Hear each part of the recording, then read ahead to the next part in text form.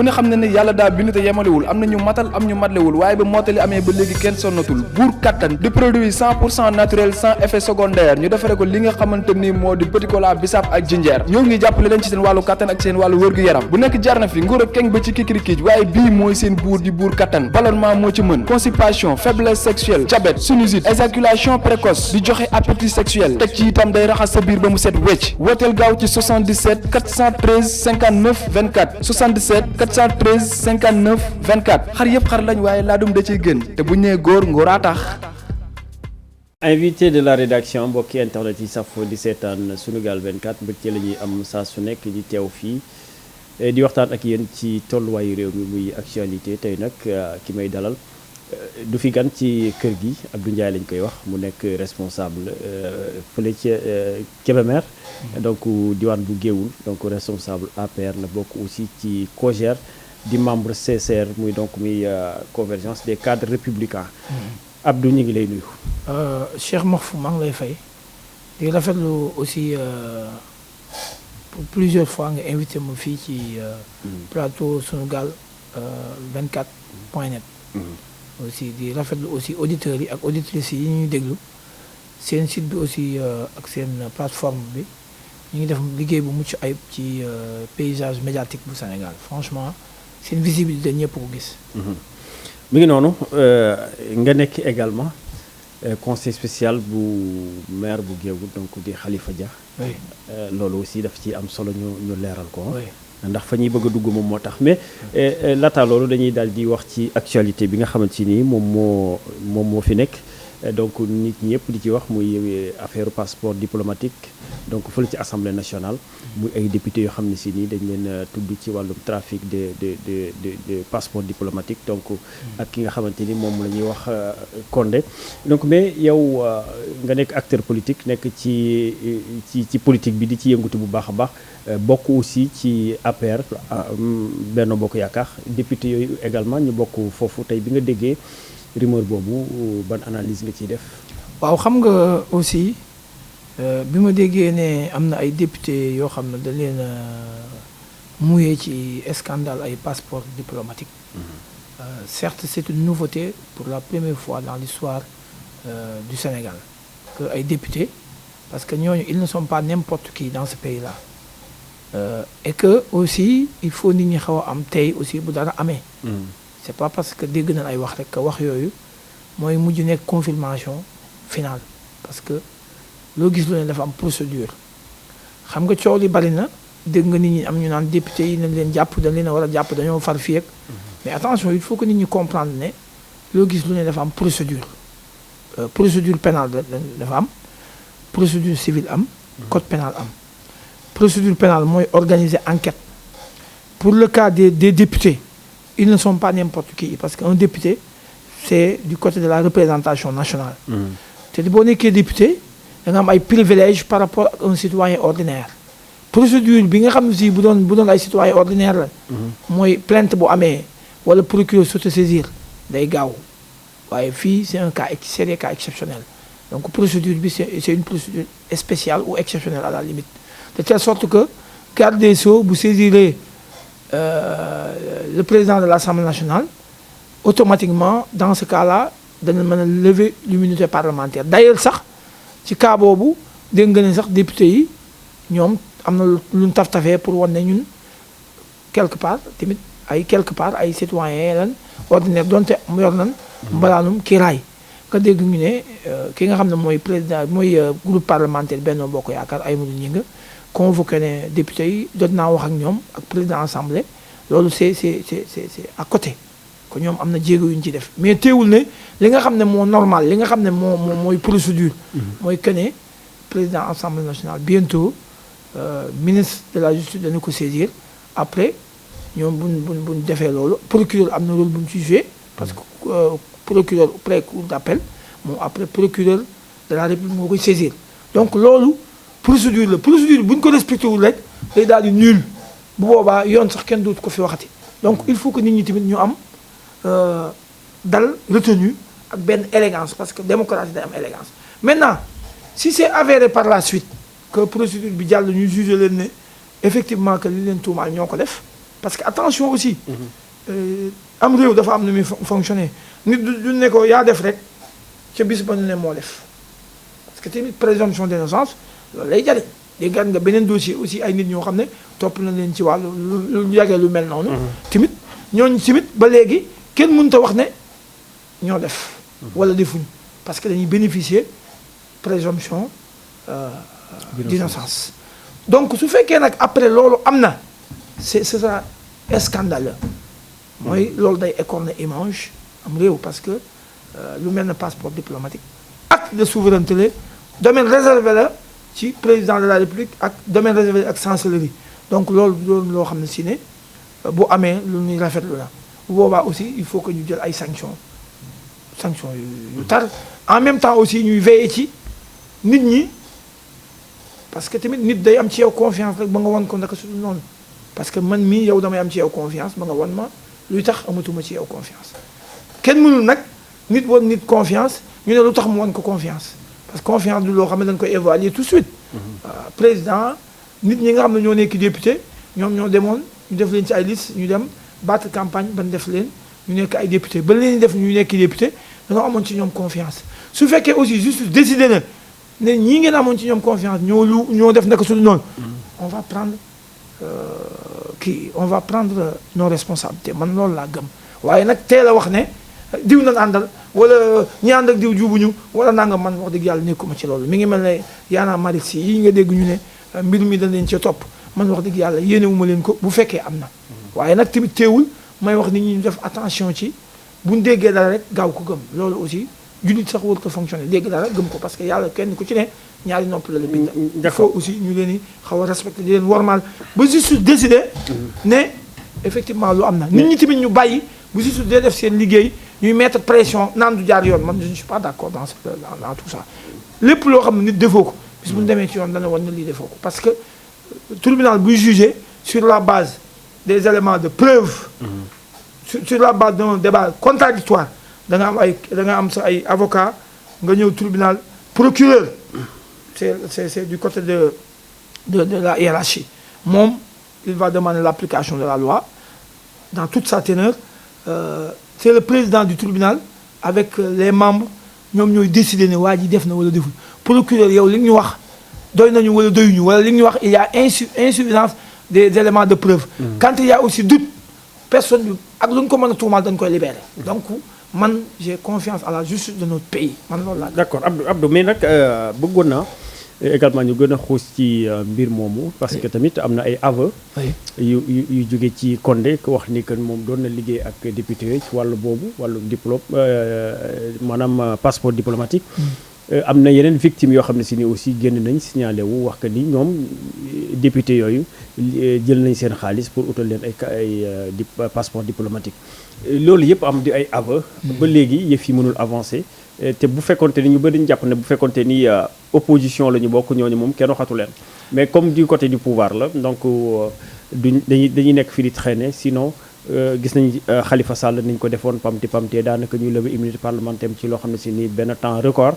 Ousmane Sonko la même chose ñu ñëwaat tamit ñu ne pot fi ñuy wax affaire yi jaar na yoon ak jaarlu yoon ñu lever immunité seen immunité parlementaire mais ba léegi ñi ngi gis ne dossier passeport diplomatique bi ngi traîner ak ñaari député yooyu ñu ci tudd xam nga man dafa am déjà lu may ñaawlu mooy mbir buñ la tuddee ci dara déjà man affaire yi maa ngi koy suivre de près comme ni koy Sénégal yi suivre mais avec retenue et élégance parce que boo xoolee mbir mi bi mu amee kalaatee dafa coïncider ak beneen mbir bi ñaari mbir coïncidence moo am de telle sorte que bu ñu traité dossier yi nit ñi mën nañoo gis ne dafa am ay genre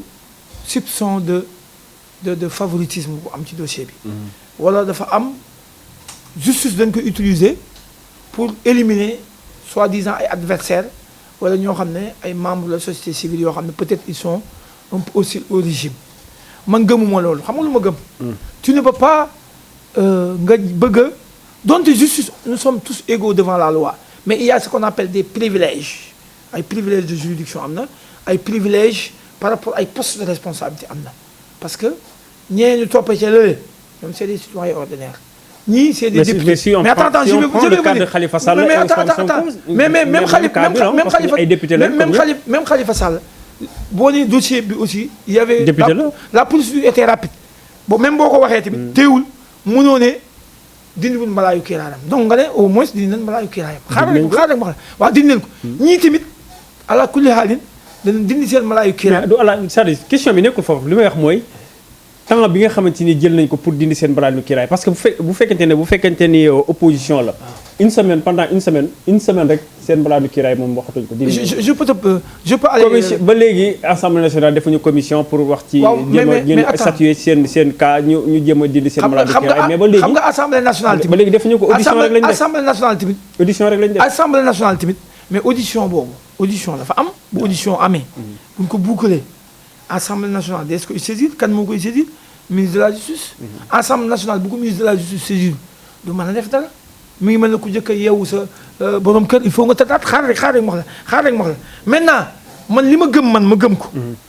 mooy député yooyu su fekkee laal nañ ci yoon dañu laal nañ ci xaar rek ma wax la maintenant aveu yooyu ngay wax donte dañuy wax l'aveu est la reine des preuves. et la mère même des preuves man li ma gëm mooy kooku même bu avoué il y aura toujours une confrontation.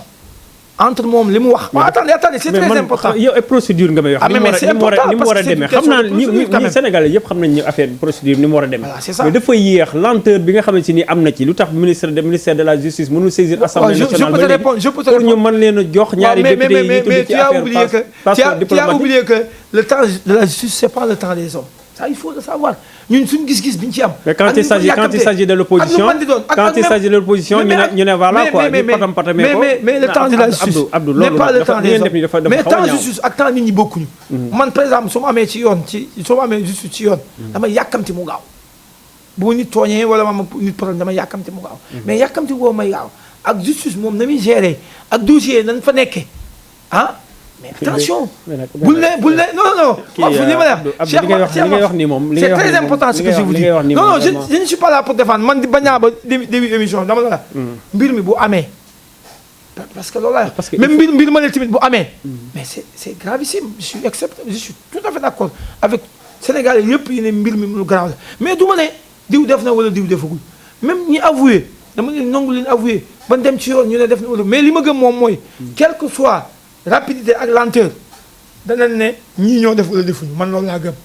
mais ni ngeen di defee nii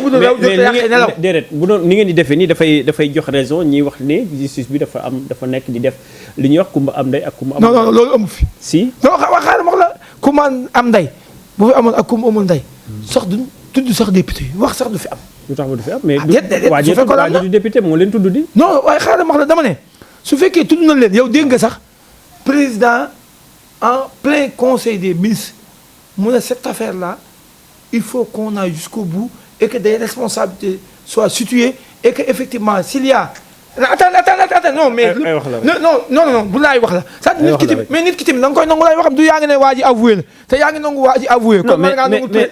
yàgg nañu wax loolu yàgg nañu fi def ay scandale fii ñu dégg ay scandale ban scandale Bougazelli mais Bougazelli ba mu defee scandale da nga ko jàpp tëj ko waaw mais loo bëgg ne mais vidéo mais tëjuñu ko lu mu wax bi mu génne waaye dama ne tëjuñu ko bi mu génne xam nga yow d'accord naa ne tëj nañ ko mais tëj nañ ko ñu bàyyi ko liberté provisoire ñu may ko liberté provisoire comme ñeneen ñi ñu amee liberté provisoire comme kan non attendez liberté provisoire comme kan liberté provisoire déglu ma dama ne xaaral ma wax la dama ne liberté provisoire est-ce que jàpp nga ne Bougazelli bu fekkoon opposition la nekk nga jàpp ne dañ ko may fi mu nekk bañ ñu am liberté provisoire ñoo xam ne si sax jusqu'à présent ils sont contre le régime man je ne suis pas d'accord ak nit ñu génne non mais du jeex non xaw ma leen citer ma kenn des investigations citer ma kenn koo xam waaw déglu ma dama ne LP toujours manifestation am ñu topp ay nit ñu def manifestation boo xam ne si ne préfet bi mais c'est bokk na parce que bokkul ak loo xam si dañ la jàpp ay scandale la dañ la jàpp ci affaire de trafic de faux billets wala ñu dénk la gestion nga luubal ko affaire yi bokkul ak ay génne manifester ñu jàpp la yóbbu la def la garde à vue après ñu bàyyi la nga ñibbi déedéet waxuma loolu non xam nga dégg nga dama ne demal nga wëri anal yi wër information yi yow journaliste nga xam nga affaire yi gënuma la kaa xam bari na ñuy bénéficier wu sax ci ay liberté provisoire sax ñoo xam ne politique nañ wala politique wuñ wala. man dama ils s'en foutent de ça waaw attends je vais venir je vais venir sur ça attends je vais venir ça c'est-à-dire gis nga il faut que man li nga may wax xam nga man je ne suis pas là pour défendre qui que ce soit muy waa Y'en a marre yooyu muy. non député yi. muy député yi non dama xaaral ma wax la rek parce que dafa coïncider. c'est deux choses yoo xam ne dañoo coïncider. ñu jàpp ne ñeneen ña ngi leen di enquête di leen def ay mbir ñu jàpp ñu leen moo tax ñu bari ne kon dafa am ku ma am nday ku ma amul nday moo tax mënoo wax li bari yi. parce que c'est deux choses connexes. dinañ ci wax mais dañ ciy accès gul. waaw maintenant. man lu tax ma wax la loolu. mooy dama la wax ne la député yi su fekkee dañoo def ñu leen di protéger man d'accord ma ci. man je suis très clair je ne suis pas là pour les défendre parce que confiance la nit ñi am ci ñoom ba fal leen suñ dindee seen confiance boobu dañ leen a war a sanctionner su fekkee leen def nañ ko man loolu laa gëm. d'accord on avance mais passeport diplomatique gis nañ ko ci régime Abdoulaye Wade daanaka ñëpp ko amoon moom yomboon na trop commerçant yi ñëpp am passeport diplomatique Macky Sall bi mu ñëw ne dafay dindi loolu récupérer woon pratiquement lu ci bëri ci ay passeport diplomatique mais dañu gisaat que ni moo problème bi ñu doon jooy ci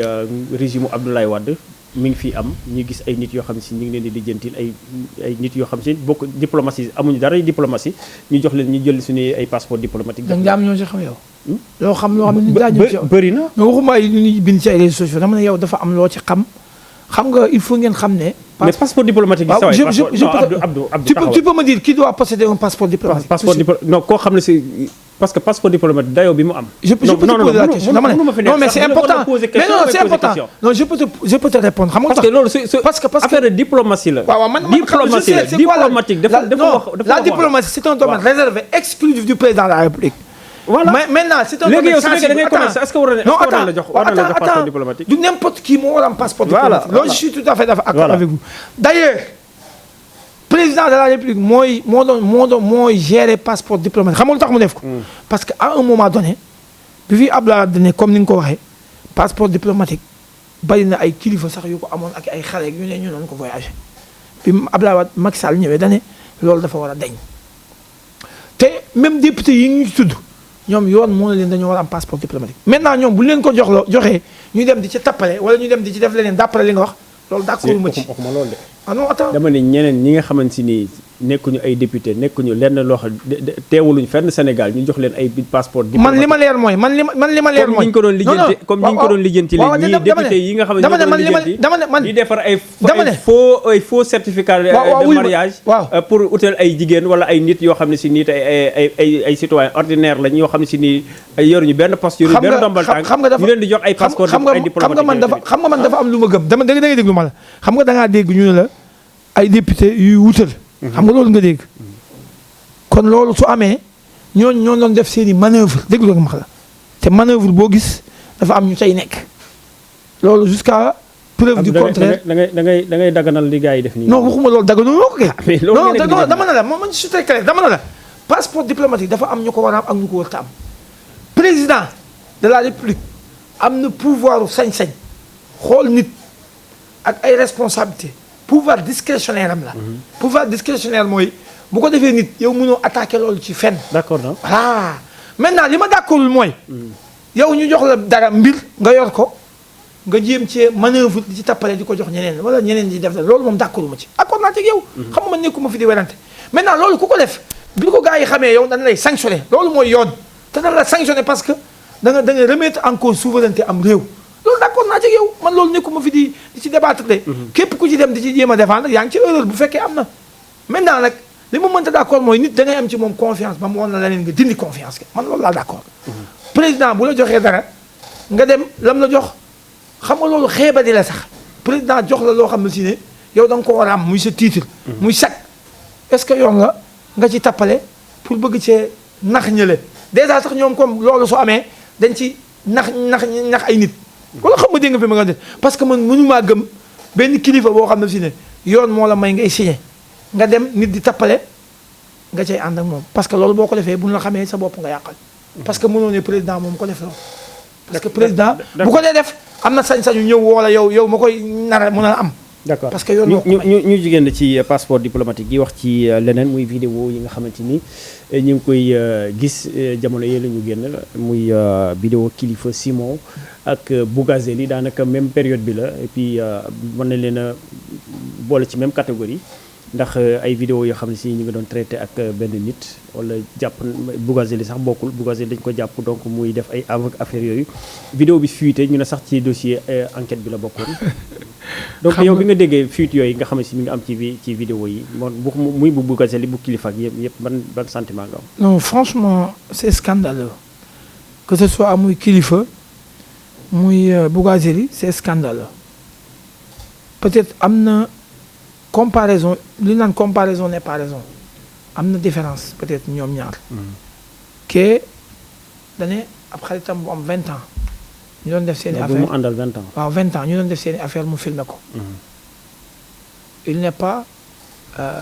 donné son consentement. que ay autorités yu assermenté je parle en connaissance de cause ñoo ko doon filmé ci. arrestation bi bu dee ñaari nit la su génnee ñett ña am na kum ca nekk est-ce que am nañ droit def ko amuñu droit def ko loolu yoon moo ko mën a wax. kii tamit kii da koo filmer est-ce que am na droit filmer ko est-ce que amul droit filmer ko yoon moo ko mën a wax. dans ces deux cas là lu ci mën a xew. non yoon moom wax na. kenn amul droit filmer nit ci loolu moom leer na. waaw yoon nee na wax na ne nit amul droit filmer nit. même man amoo droit photo ma jël sama photo di ko publier. te amul sa consentement. te amoo sama consentement. parce que la protection du droit à l'image. y compris. les données personnelles. données personnelles à caractère personnel. c'est protégé par des dispositions en vigueur. mais dama am analyse bu ma ci nekk mooy nit ñi nañu def attention ci ku ñuy séqal ak ku ñuy waxal man déjà loolu laa jëkk a def analyse bu jëkk beneen bi aussi mooy jub dafa am solo parce que borom benn xam-xam dana ma woon ku yàlla dimbali doo am looy nëbb borom benn xam-xam bu am xam-xam ci réew mi la nekk dana ma woon nitu diine la njaay ma ne ko mu ne ma ku yàlla dimbali doo am looy nëbb xam nga dégg nga fi mu waxam de ku yàlla dimbali doo am looy nëbb maanaam kon képp kuy nëbbatu rek yàlla dimbali wu la yaa jàpp ne yàlla mi ngi lay dimbali. loolu jàngat la beneen bi may wax. beneen bi may wax aussi mooy bari na sénégalais yi yuy woo sénégalais yi ci nit di yàq deru nit wala ñuy wax ci nit naka su dul noonu te fekk na ñoom ña nga ca loola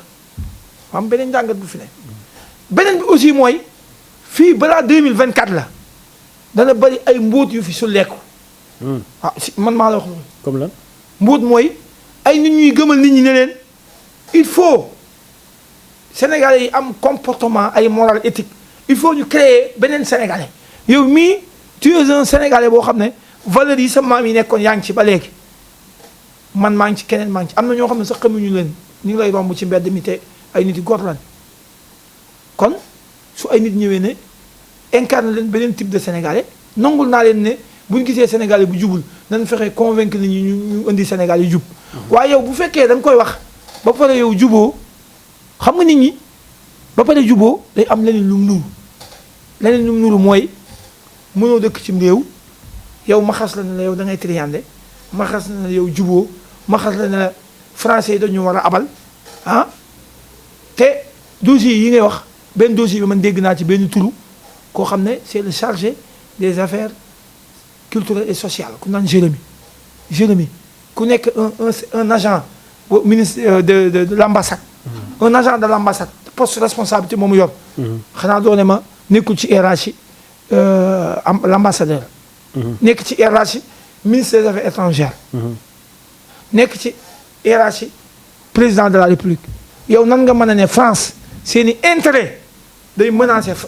Sénégal fii France dafa lakkal Sénégal France impérialisme économique la ñuy def nga wax ko ba pare. ñu dégg non li ma la wax c'est très important. ñu dégg ne peut-être yow tu as un ami bu nekk ambassade ab français la non c'est-à-dire dafa am lu ma lay wax lu am solo non damay waxuma pour saboter waxuma pour xaste dama am analyse bu ma ciy def bu am important. c'est-à-dire mu gaaw quoi parce que li ngay wax nii. voilà dama la bëgg a wax ne la dama la bëgg a wax ne la maanaam nit ñi da cee am nit ñoo xam ne. dañuy woo xale yi yenn xale Sénégalais yi di leen am lu leen di gëmal. waaw Y'en a marre ngay wax. waaw di am lu leen di gëmal waaw ba pare waaw di dama ne ba pare ñuy gis ñoom tamit ñuy fonctionner lu dëppwul ak loolu kon lii bu amee day am ñoom jaaxal dafa am ñuy interroger daan ne kon ñii nekkati ñoom ñu ngi lijjanti seen bopp. nekkati ñoom ñu ngi di ñu wute xaalis c'est ça ce que les gens ont dit donc loolu dafa nekk scandale bu grave boo xam ne ñoom day remettre en cause seen honneur ak seen i principe maintenant ab mouvement la ñetti nit ñeenti nit def ci ay problème taxul pour man. mais du mais waaw engagé wul mouvement. waaw c'est ça loolu d'accord naa ci waaw loolu d'accord naa ci waaw loolu d'accord naa ci à titre individuel waaw. à titre individuel day tax rek ñoom ñu am ci njàngat day tax rek ña fa nekk am njàngat daal ne ah ñun ñii kat nan préparé waat ñun ñii nan xoolaat suñu bopp c'est très important ñoom tamit. wala ñoo am njàngat daal ne ñun ñii nan xoolaat suñu bopp ba xam amul ñeneen gars yoo xam ne ñu ngi ci lu mel noonu. c'est très important loolu kese laa ci bëgg wax. loolu nga ciy wax waaye tamit comme ñoom c'est un mouvement qui dérange du ngeen leen may dara. kan si ñu waa Y'en a marre. non li ma leen di bëgg a wax mooy parce que instant bi moom xam naa ni moom du ngeen surtout ak dëkk bi fu mu toll nii dund bu cher bi ngeen tere kenn Macky Sall ne kenn du fi marché donc mu nekk loo période boo xam ne si période bu difficile la ngeen jël daanaka ñi doon wax ñëpp ngeen jël leen dugal ci kaso bi. en tout cas li ma la mën a wax moom bari na ci ñoo xam ne ñu ngi attaqué nguur gi di wax di gëmal Sénégal yi ne ñun dañoo bëgg a changer système beeg nangam ñu ngi ci. kan mooy day changer système bi. Y'en a marre ak ñooñu fi nekk. ñu nga wax ni Y'en a marre ñu ne ci Y'en a marre. non Y'en a marre wax ñu dañuy changer système. non attends non dañ ne. ñoom dañuy xeex li nga xamante ni dañuy jàpp ne injustice la. waaw comme que dañuy xeex injustice. waruñoo def lu mujjee ci kenn mooy feex day changer système muy Ousmane Sonko. kan si Ousmane Sonko moo ñoom ñu ci bari ña ngi ci Ousmane Sonko léegi. man xaw ma dama ne ñi bokk ci dégg nga dama ne. waaw wala da ngaa ñemewul Ousmane Sonko. kan si lu ma ci ragal. lu ragaluma ko di. j'ai pas peur. mais nga naan ñenn ñi dama ne moom déglu ma moom. mooy day changer système. gars yi tudd ay France dégage ak ay frappe ak yooyu yëpp ñoom jàpp nañ ne système bi li fi ne mooy Sénégal ak France ay relation am France dafa am relation yu am doole ak ci ñun loolu lépp dañ ko fee bëgg a jëlee ñoom ñoo ko wax te loolu ñu wax Ousmane Sonko ci loolu lay nekk xëy na moom tamit moom bu ko waxee dem na fi France 24 ñu àll ko seen i antenne mu ne fa wax. kon bu gëm naa ne sax bu doon changer système moom du wax sax ci ay France 24 day nekk ci leneen day ne un. mais ñoom waxuñu attends bul def amal gàpp parce que ñoom waxuñu dañuy buñ fi nekkee bu ñu jëlee régime bi dañuy nekk di génne carrément France mais dañuy xoolaat seen collaboration ñu xool intérêt Sénégal. loolu la ñu wax mais pas ñu. kon yow da ngaa yaakaar ne. non li ñu wax laa wax man waxuma de ñoom li ñu wax. waaw ñoom li ñu wax d'accord ma ci ak ñoom. xam nga lu tax d'accord ñoom ñoo wax man waxuma. xam nga lu tax li ñu wax d'accord ma ci ak ñoom. ñoom. parce que ñoom jàpp nañ ne yi ñuy signé ak France yëpp France moom moo ci ëpp. waaw yow dama ne Sénégal buy signé. contrat yi bu ñu koy signé fonctionnaire état yii ay administrateur civil comme ay Sonko ay ko ñu nekk ENA jàng comme Sonko. ñoo ne ci ministère yi ñooy bras technique secrétaire généraux yi. ñoom ñooy dem di signé ji. moom bu fal woon président ñooñu lay àndal di signé. c'est-à-dire les fonctionnaires ñoo fi ne ba léegi xam nañ ñoom nu ñuy signé ab contrat xam nañ contrat yi. intérêt Sénégal fan la nekk ak nu mu nekk. te nañ koy signé nañ ko war a signé. c'est ça loolu moom xëy na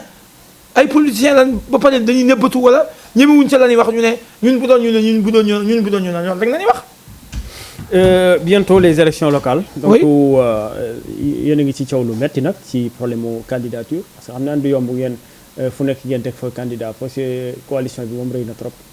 muy coalition Benno Bokk Yaakaar donc am na yeneen coalition yow aussi fi judd ci opposition bi Yewwi Askan Wi coalition bi nga xam ne si ni tamit Abdoulaye Wade moom moo ko jiite PDS Bougane aussi teg na la grande coalition gëm sa bopp ak dund fi réew mi toll dund bu cher bi donc xëy ni ndaw ñi jafe nit ñi di dund ci biir ndox mi ak inondation yi est-ce que jàppale ni tey élection yi ñu jëm nguur gi am na ci maanaam yaakaar pour man ci am man ko gagné. xam nga man lu ma gëm Sénégal 500 nangam maire la ak 46 département man li ma gëm mooy maire lu Macky Sall mooy fal am maire il faut nit ñi xam loolu ku dem sa diwaan fal fa jiital fa nit koo xam ne si ne peut-être Macky la àndal te amul benn initiative wala benn pouvoir wala benn volonté ak ambition pour jiite gox ba nga jiital ko yaa tooñ sa bopp Macky Sall tooñu la beneen bi mooy état gën di yokku même ci emploi jeunes yi nga wax ci réew yëpp day gën di yokk parce que population bi mooy gën a yokk ba pare ressources yi am ressources yi bëriwul bari donc redistribution bi day posé wu problème moo tax que lu nit ñi di def politique publique booy mën di mëne demande bi day gën a am doole que de telle sorte que loo ci def tamit day mel ne feeñu wala feeñ gi day gàllankoor. donc man li ma gëm moom mooy coalition yooyu fii ma élection kenn mënatu koo gagné ci Afrique gii rawatina Sénégal te indi ko coalition loolu même opposition bi xam nañ ko. maintenant coalition ñun bi nekk dafa am loo xam ne Macky da koo tranché donte coow li mi ngi bari nag. mais Macky tranché na lu bari bu yàgg. ni mu ko tranché mooy coalition Benno Bokk Yaakaar bi majorité présidentielle am na benn appellation dañ ne képp koo xam ne maire nga ci sa commune ngay maire sortant wala koo xam ne allié nga. yaa xam Idriss Seck Ngandal yaa xam mu Diagne Fada wala ñeneen ngay allié nekkoon maire àndoon ak ñooñu ils sont d'office ay coordonnateurs fa nekk. jusqu'à preuve du contraire xam nga dégg nga fi mu bëgg a wax léegi kon ñoom am na lu nekk en avance par rapport ak ñii nga xam ne seen coalition bi yàggagul xam nga ñee quoi lu yàgg sax nit ñi mën nañoo xam nu ñu créé seen i mbir. que lu yàggagul xam nga comprendre xam nga am na. ñoo fi invité woon mais yéen ñi signalé seen côté seen coalition bi ñuy signalé bëri na trop ci seen ay diwaan ne dañuy nekk candidat mu bëri na. te nekk ci coalition bi. nekk ci coalition waaw loolu mën naa bëri. mais jàppal na tamit nga dem ci benn commune fekk fa ñeent ñoo xam ne ñëpp taxaw nañu. waaw jàppal na tamit le maire sortant il a plus de privilèges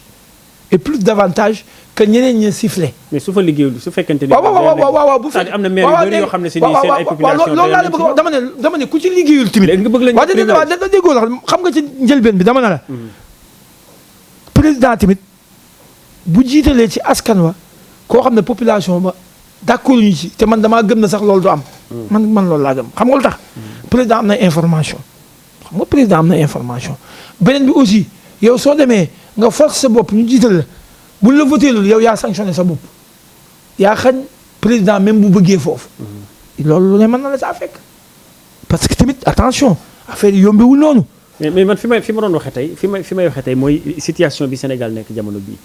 ñëpp a ngi yuuxu ñëpp a ngi jooy askan bi ñu ngi sonn nañ soo romb ñi ngi jooy ci côté yëpp nag mais est-ce que loolu tey nekkul loo xam ne si mën na leen sonal ci élection yi locales yi. xam nga keroog. kon foofu laay waxee quoi. oh non c'est très important li ngay wax. waaw gis nga parce que am na ñoom mere nañ leen trop. déedéet wuyu ma nit ñi ni ñuy meree opposition ni ñuy meree parti au pouvoir. na ni meree ñu ne opposition. non opposition kenn mu leen. non si mais laaj ma lu ñu mere laaj ma lu ñu leen di mere. opposition kenn déggoo leen dara gérewul dara leen di mere non attends waaw da nga may laaj attends ab dëkk sax bu ñu ko dénkee nit. dafa am ci ay problème xam nga boo dëkkee nit yow su la defee maire ci dëkk. dafa am pouvoir yoo xam ne dafa lié sa casquette maire. est-ce que li nga xam ne pouvoir yooyu liéwul casquette maire nit ñi mën na la ca amele tey bu ñu la dénkee dëkk ne la fexeel ba dëkk bi am taar fexeel ba lamp yi leer. fexeel ba nga defar fajuwaay fexeel ba nga defar jànguwaay fexeel ba nga defar fuy xale yi fooye yaa ngi dégg fexeel ba nga jàppale jigéen ñi ci ay financement maanaam ñu wax la problème yooyu yëpp nga nekk ci liggéey am koo xam ne si ci opposition ba la ne yooyu defu ca dara mënu caa def dara tamit. lu mu cay def tamit kenn dégg ko yorul dara. lu mu koy def yorul dara mooy lan. ah gérewul dara yorul maire yorul dara lu mu koy defaree. yorul maire mooy lan. non maanaam dama ni la ki di jox maire yi mu war a defar école. waaw war a defar ay lampe. waaw muy éclairage public. waaw ak yeneen problème yi nga xam ne si muy ay hôpitaux yu mel noonu fajuwaay. waaw xam nga kooku am na tey budget boo xam ne si ni mën na ko def. mais opposition bi opposant bi la fan lay jëlee. foofu nag laa bëgg a dikk déjà lu mu koy defee. foofu nag laa bëgg a dikk ci yow. dama ne foofu laa bëgg a dikk ci yow. mais bu fekkente ne dama ne bëgg a jël même yow yéen ñi nga xam ne si yéen fi lekk nga bëgg a comparer seen bopp ak opposition. ah kon d'accord nga ne yemuñu. yemu leen. ah kay donc d'accord naa. xam nga ñoom kenn déggu leen ku leen di laaj. yéen xamoon na leen rendre compte mën ngeen rendre compte mais ñoom fu leen di laaj ñu rendre compte. xam nga comme que d'accord nga ne yemuñu. déedéet xam nga comme que d'accord nga ne yemuñu te Olof Ndiaye dana léegi lu mu mën a daw attanul teg man d'accord naa ci li nga wax yemuñu. beneen bi mooy da ngaa xamul ne gestion mairie dafa am leneen lu mu laaj lu dul sax ay budget. xam naa ko. non ñu bari xamuñu ko moo tax tey xëccoo yi bari ñu bari tey soo leen jox bari na sax ñu far ci ñun ñii di xëccoo mairie xamuñu lu nekk ci mairie. man dama la koy wax fa tey waxuma pour parloo ñu ci bari ñu ngi xëccoo yàlla xam na ne boo leen joxee mairie 15 jours 1 mois 1 an du ci àgg buñ ko doxalee. danañ toog seen bureau rëccu parce que dana dem ba ne aha ndekete mbir mi sax dootul budget ndekete mbir mi sax dafa dem ba nekk à titre personnel man mii mu jiite man ban façon nit laa. boo gisee système électoral élection bi ñu changé ko ne désormais vote bi day nekk direct dañoo bëgg ki ni jiital. ñu bañ un coup d'état électoral am. loolu c'est une innovation majeure. comme li daan am. waaw. ngay voté doo xam sax kan moo nekk sax. waaw wala ab conseil municipal ay nit dajaloo pour bëgg a jëlee nit wut liste bu baax. te kan fay jëlee sax ku baax la. loolu am na ci ay maires yi. xam naa ay maires yoo xam ne kan fa jëlee à titre personnel ña daje ñëpp waaje benn xëyam du seen morom ñu tappale après population ban demee indi fa liste ñu kuuleen ñu fal fa waajoo xam ne aussi dañoo dem réccu ko loolu moo tax loolu dindeeku fii ma tey. bala ngay falu da nga ne man maa ngi nii nit ñi xool yow ak yow yéen ñaar ñu pesé leen dana dem sax bañ xool yow à titre personnel lan nga yore mais c'est très important parce que tamit nit boo ko dénkee nit boo ko joxee sam ndox te mu mat te yorul ndox da koy naan la loolu il faut ñu xam ko loolu max fu li nga wax man dama cee d'accord ak yow que ce soit élection yi du élection pour parti buñ jiitalee ci gox koo xam ne ci ñun la bokk ñu gis keneen koo xam ne si leer na ni kii moo ko ëppi moyen à titre personnel am na lu mën a développer ci commune am en dehors du budget même nañ jiital kooku buñ trahir seen population man d'accord naa ci. même buñ àndee ci ñun te fekk nañ présenté wul conditionnalité yooyu. buñ ko jiital ci kanamu micro bi ngay. non mais micro kay moo gën a garaaw. ci kanam non micro moo gën a garaaw. mais lu nekkul ngëm de. non fépp laa koy defar plateau nga toog di wax loolu rek. j'y crois non je défends bu ngeen bàyyee. non je défends ça intérêt gox bi nekk. non mais man loolu laa gëm non. boo leen fale benn opposant Macky Sall rëkk seen digg yéen. non non su doon loolu bu doon loolu innovation bi ñu def ci élection maire yi lan moo tax Macky Sall na désormais système électoral bi na nekk système direct lan moo tax Macky wax. ñu tëj ci chapitre boobu wax ci commune bu Géoul comme foofu nga bokk. donc ni ma ko waxee ci début bi conseil social nga bu maire bu Géoul donc muy wuyoo ci turu Khalifa Dia. Depuis 2009 moo fa nekk avant 2000 parce que 2009 la ñu érigé Géoul en commune. mais même avant muy nekk commune sax commune rurale moom moo nekkoon président commune rurale donc yàgg na fa donc est-ce que jotul tey. ngeen joxe tamit def alternance parce que depuis boobu ba léegi yéen fa nekk te am na ñoo xam ne si ni tey ñu ngi taxaw tem pour mairie boobu bëgg ci liggéey. waaw xam nga il faut nit ñi comprendre Khalifa ba mu ñëw Géoul jékki ci kuloon rek ñëw ay nit ñoo ko fekk fa mu nekk dem seeti ay nit man demee seeti leen wax leen dem leen ngeen jox leen seen dëkk ngeen gérer ko pour mu avancer. ñooñu dem ñu proposer leen ñooñu rocceeku ci affaire ba demuñu mujj ñu dem ñu wax ko Khalifa dem ba fa demee sax avant ça avant mu fay dem doon na jàpp ci dëkk ba parce que ñoom Lamine Gueye ñoo fa ne woon buñ masaan di defar ay infrastructure lu mel ne ay école ak yu demee noonu benn école bu ñu doon kii semb bi ñu koy defar mooy ay quelques fi dañoo nekkoon ci ay abri provisoire moom bokkoon na ca ñi nga xam ne ñoo yëkkatoon somme bu am importance jox ko Lamine Gueye à l'époque pour ñu defar foofa bi mu ñëwee ñu introniser ko Géoul la commencé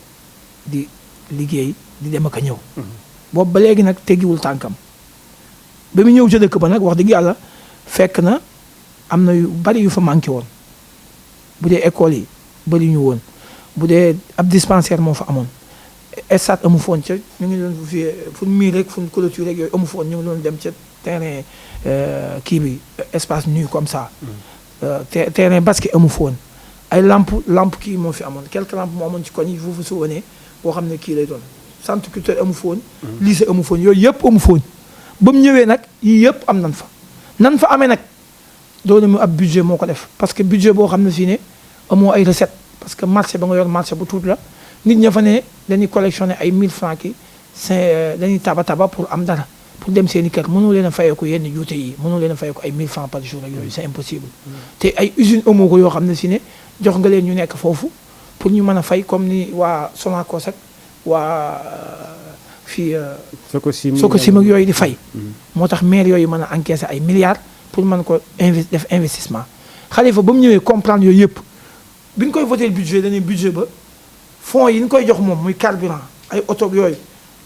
dañu ko nañ ko dugalaat ci budget bi pour xool fu ñu koy investir. mais tamit bu dul budget maire dafay am ay mën naa lijjanti ay partenaires ah. waaw loolu foofu laa jëm. voilà partenariat nag moom li mu ci yor. am na ku ñëw fii sax ma dégg mu wax mu ne maire yi bu ñu koy defal partenariat effectivement il a raison partenariat boobu moo tax te dafa am lu mu fàtte xam nga partenariat dafa am contribution booy joxe souvent li ci ëpp boo xoolee lycée Géoul bi ñu koy tabax dafa am contribution centre de santé bi dafa am contribution ñaar yooyu yëpp ay contribution la am yoo xam ne dañ naan maire bi su contribution bi da nga war a joxe 30% wala 40%. maintenant budget maire yi xam nga yow budget ni mu demee acte de prévision la ay prévision la loo ci prévoirul wala mënu cee nekk parce que attention préfet moo koy approuvé te bu koy approuvé am na loo xam ne bu ko xoolee nekku ci dala ci dépense obligatoire yi danaan la dugal ko ci sinon du approuvé budget bi donc moom bi mu defee loolu bi ñu ñëwee centre de santé bi bi ñu koy def partenaires yi dañ ne maire il faut contribution temps ñu dem am na ñun commencé laaj ak yooyu gars yi ne ñoom yoruñu ay moyens affaire yooyu maire moo jël chèque baa ngi fii ñam ko jox ay opposants sax la woo c'est 75 millions la génne teg ci table bi jox leen ko gars yi commencé chantier yi booy génn Géoul mi ngi foofu déjà sax bi mu prévoir ay lampes yoo xam ne 2 kii lay am mooy lampes yooyu nga gis booy dugg bi mu ko prévoir da ko xëcc mu jëm foofu parce que lotissement bi dafa am côté bu laal foofu ak côté ngay jawaar bi aussi ak terrassement bi féete noonu parce que dëkk bi il faut mu dund parce que vision bi nga xam ne moom la maire bi am vision la boo xam ne c'est à long terme. d'accord mais defal nga ma bilan bu spectaculaire bu rafet. Géoul mais ba léegi jeunes yi foofu ñu ngi jooy ci wàllum xëy. et bien vrai que li nga fi wax yëpp c'est bien beau rafet na trop infrastructure yeeg yu mel noonu mais tamit xëy dafa am solo ci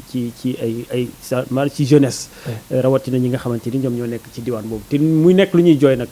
te maire yi ba léegi def ci dara. mais xam nga mbirum politique publique pour jeunesse partout la koy jeunes yi jooy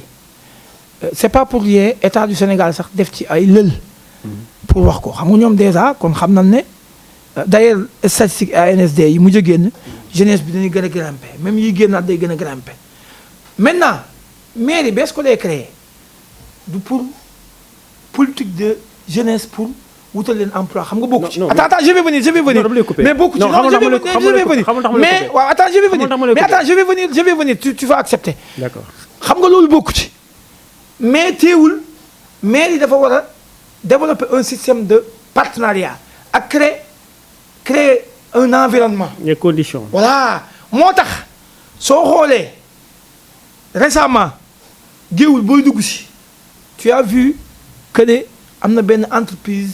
moulin bu nekk foofu booy dugg si en face dëkk bu rëy yaa ngi dégg. maire bi en partenariat avec des privés moo leen octroyé foofu ñu xamal ko ne ko kat ñun da leen mën a jël temps emploi. ñaata la ñuy jël. lañ ca jëkk a jël coût bañ ca jëkk a jël ça dépasse les 60 jëm kaw presque 100 jëm kaw non jëm kaw waaw emploi direct la boo ko ma emploi indirect xam nga emploi direct dafa am emploi indirect am boo jëlee ferme naataange ba ANIDA ñoo ko def ak paquet sen ñu naan paquet sen ak ANIDA ñoom ñoo en partenariat ak commune Géoul ñu signé convention ci premier coup bi doomu ils ont recruté 40 jeunes te dañuy dem jëm 100 et quelques ci premier coup bi laax de ci dëgg-dëgg donc kon mairie Géoul xam na ci boo jëlee ci wàllu mbalit yeeg yooyu en partenariat avec FERA xam nga ko mooy fonds d'entretien routier automobile am na ay femmes yoo xam ne recruté nañ leen mairie Géoul moo nekk en partenariat ak FERA teewul tamit le maire dane loolu dong xeeb naa ko moo tax moment bii may wax ak yow am na ku fi ñëw nga ne ko am nga programme ci vision ay perspective am na beneen programme bu mu bëgg a développer boo xam ne bu heure bi jotaatee man dinaa ñëw ne la suñ programme yi leen développer mi ngi nii ñun bokkuñoo ñi nga xam ne nekkaguñ kii nu ñu koy waxee amaguñ sax ab candidat bu wóor wala seen alliance wóoragut moo tax mu nga leen laajee ne leen ndax yéen am ngeen programme ñu ne la ñun amaguñ programme mais ñun am nañ programme am nañ ay perspectives. am na fu nekk am na fu ñu jëm. d'accord loolu nga fi wax yëpp man en tout cas du loo xam ne si nii jeunesse bu Géoul loolu la ñuy wax parce que ñoom boo leen wax à chaque fois li ñuy joytu mooy mairie bi deful dara ci seen côté. non non non non côté boobu moom vraiment non non loolu man personnellement. loolu du ma ci d'accord Mahfou waaw léegi Mahfou doon bëgg a wax loolu du ma ci d'accord loolu du ma ci d'accord ak yow mukk non man nga ne xam nga tey jeune bii fi ñëw xam nga tey li ñuy wax man maa ngi koy dégg dama am na candidat bu fi ñëw à une candidature waaw man maa ngi koy li ñuy wax maa ngi koy dégg dama ne am na candidat à une candidature bu fi ñëw bu bokk Pastef Mansour Ndiaye je le salue xam naa ko ñoo defandoo jeunesse ci benn côté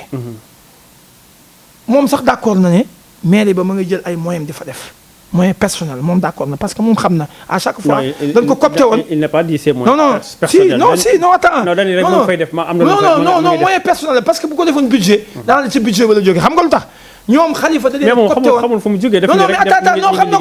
xam na ko parce que moom ñëwoon na non dama ne fépp fu ñuy remettre ab chèque woon nañ ko moom mu fekke non déglu ma rek man du ma waxantu fépp fu ñuy joxe chèque Khalifa sax bañ na da koy jox ñoo xam ne sax jàpp na ni ñii sax politique ñu wala soit ay opposants yu gën a farsu lañ pour duñ mën a wax am lu ñuy wax moom ci boppam xam nga dégg naa mu ne politique xam ma lan politicien kay dafa am loo xam ne si ne man xam naa ko moom xam na ko est-ce que xam nga emploi bi mu njëkk am ki ko wutal day politique xam nga loolu est-ce que kan Mansour bi fi ñëwoon est-ce que xam nga moo jaañ fa laa ko jëkk a dugal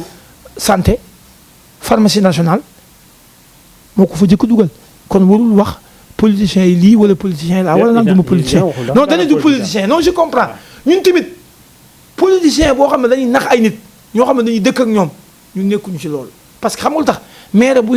buy naxee moment bii nii du dem dëkkam di dem ci ay nit di ubbi buntu këram nit ñay dugg du woyof di wàcc yi dem ci ay nit kuy naxee du ko def déglu ma kuy naxee du ko def Khalifa bari na lañu koy reproché ak yow surtout les jeunes ñoom ñoo koy wax que ni ndombal tànk yi mi am du feeñ ci jeunesse géew yan façon ndombal tànk la am PCA Sénélec kan mooy recruter non mais certifié je te pose la question non bul ma wax fii recruter kan mooy recruter ay yow jàng nga non attends dama ne kan mooy recruter non dañu nekk ci réew boo xam ne si nii nit ñi suñuy rey seen bopp naan dañuy jox ministre dañuy jox nangam dañuy jox am ndox dañuy xam même foofu man même foofu mën naa laa tontu xamul tax mën laa tontu mais moom dafay am ay ndox ci géewul même Sénélec dama ne même Sénélec am na ñu jël ñuy liggéey Sénélec ci njëkk géewul waaw kan ñaata bari na non peut-être que c'est un peu confidentiel am na loo xam ne du ma la ko mën a révéler mais man xam naa ne ma kii ak kii noonu nga li nga jox ma lépp nga dem au moins dama ne man jeune tey dama ne ci Sénélec ci ay stratégie boppam ci Sénélec ci ay boo yu dëkk géewul ñoo xam ne ñi ay chauffeur lañ ñi nga xam ne am na niveau ay BTS man ñu ma xam ñoo xam ne jël na leen ñuy liggéey ay manœuvre am la def ci même Sonacos bi nga xam ne si du directeur ba mais directeur bi ak moom am nañ ay relations yu rafet am na ñu fa jël li may ñaawlu mooy non déglu ma rek man wala am na ñu jël dafa fekk ne xalanku dajul fépp beneen bi aussi mooy nit ñi tamit quelque part dañoo am benn côté boo xam ne si ne du ma dama naan ils ne sont pas courageux dañuy bëgg nit di liggéey di sonn te ñoom duñ ca ñëw duñ ca jàpp duñ def dara ba pare bëgg ne dañ leen a war a jël déglu ma rek loolu tamit am na fi rapidement parce que loolu tamit am na fi waaw beneen bi nag bi ma lay wax mooy Khalifa la mu def géewul la mu fa def ci en terme de réalisation loo xam ne lu ci bari ci ay moyens boppam lay génne candidat yi wax fi yëpp ñoom ñoo la gën a xam ne ñoom mënuñu koo def kenn ku ci ñoom ku mënuñu def xam nga lan lay wax ay dañoo war a bàyyi ñu nàngam mais gars yi duñ ñëw fii mukk na la mënta def wala lim man ñun mën nañ ko wala xam nañ ay nit lu man lim mën a def duñ la ko wax mukk en tout cas bëri na lu muy def lu muy def yëpp dina ko wax de moom beneen mais xam nga lu tax lu muy def lépp mu wax saako ceeb ay non ak wax yooyu muy wax yan propos ay ku fi lekku sama ceeb non attends yooyu xawoon na def waaw xam nga tey ay kaddu la yoo xam ne ci wàllum communication parce que nit xam nga tey dafa am loo xam ne dignité dafa am solo ci doomu aadama Abdou dignité dafa am loo xam ne nit moo ko moomal boppam même soo ko doon jox soo koy jox saako ceeb am na noo ko koy joxe dootu ko jox même su fekkee waaw déglu ma dama ne Mahfou voilà Khalifa li muy def ci social te waxu ko moo ëpp li ñuy wax xam nga lan moo fi am ay nit loo gis lu ne contexte dafa am ak wax dafa am yow mii da nga séq ak nit lu baax loo xam ne kenn du ko xam Khalifa la muy séq ak ay nit social ñu dëkk Ngumbaak ñu dëkkul Ngumbaak ñu dëkk ci Sénégal kenn xamul nu mu toll te kenn xamu ko mbir nag nit nag soo séq ak moom ndox mu wax ne sàngara la te yow naanoo sàngara jóge woo sàngara am nga droit nga nit ñi kët attention kii sàngara si mu wax ne moom laa ko joxuma ko sàngara loolu parfois day am na déglu ma rek max fu man non attends non xam nga ne waaye am na ñoo mais attends waaye wuyu ma am na ñoo xam ne géewul waaye déglu ma dama ne am na ñoo xam ne gis nga am na argument yoo xam ne gars yi man xam nga yan argument laa bëgg a dégg maire bi yor na ay moyens ñu laaj commune yu géewul 30 millions pour war a def benn centre de santé wala pour war a def terrain basket maire bi téye xaalisam lànk man argument yooyu laay xaar gars yi maire bi jeunesse ba dañoo soxla terrain de basket